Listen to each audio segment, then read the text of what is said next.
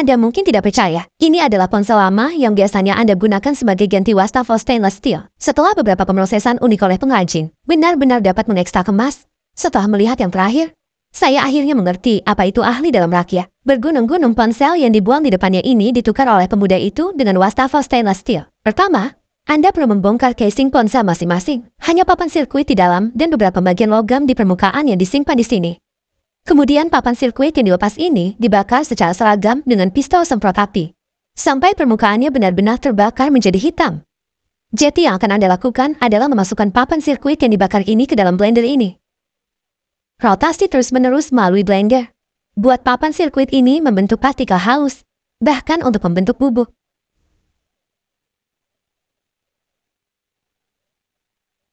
Kumpulkan dan susun papan sirkuit yang diaduk secara seragam, dan tambahkan bubuk putih ini ke dalamnya dalam proporsi tertentu. Kemudian gunakan alat untuk mencampur keduanya secara merata, dan bubuk putih ini sebenarnya adalah boraks. Dengan menambahkan jumlah boraks yang tepat ke dalamnya, itu dapat meningkatkan kemurnian emas. Setelah tercampur, zat ini dimasukkan ke dalam tungku dalam batch untuk peleburan. Buat zat granular ini membentuk cairan. Ini adalah proses yang panjang. Pekerja diharuskan untuk mengamati cairan ini saat membersihkan kotoran di tungku. Setelah semua peleburan selesai, kemudian tuangkan semua cairan dalam tungku ke dalam lubang dan biarkan dingin secara alami. Jadi Anda mendapatkan segumpal logam. Rumpun tersebut kemudian ditempatkan di atas api arang dan dipanaskan kembali hingga larut, sehingga bisa meleleh lagi membentuk cairan. Setelah lama melebur, cairan saat ini juga seperti lava merah menyala. Kemudian keluarkan kayu bakar dan tuangkan air ke permukaan.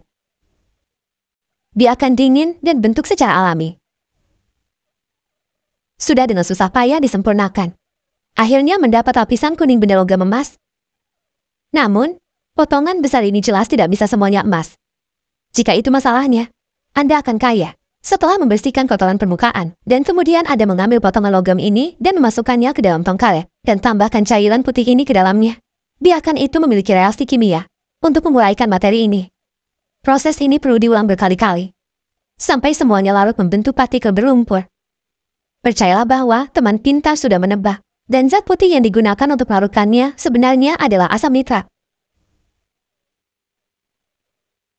Setelah pembubaran selesai, kemudian tuangkan air yang mengambang di permukaan. Hanya lapisan lumpur yang mengendap di bagian bawah ini yang tersisa. Dan lapisan lumpur ini sebenarnya adalah apa yang kita kenal sebagai handuk spons. Kemudian terakhir masukkan saja handuk spons ini ke dalam wajan kering. Kemudian panggang dan panaskan dengan pistol semprot api.